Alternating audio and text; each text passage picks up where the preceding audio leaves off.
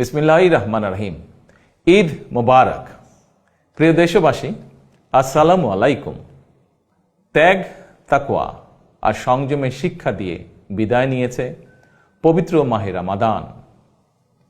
মাসব্যাপী সিয়াম সাধনার পর মুসলিম উম্মার বিশ্বজনীন ঐক্য, সংহতি, সহমর্মিতা এবং অনাবিল আনন্দের বার্তা নিয়ে এলো পবিত্র ঈদ উল ফিতর।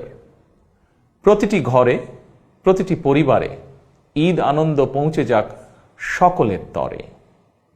আসুন আমরা রমাদানের আদর্শে উদ্বুদ্ধ হয়ে একে অপরের সঙ্গে পবিত্র ঈদ আনন্দ ভাগাভাগি করে নেই।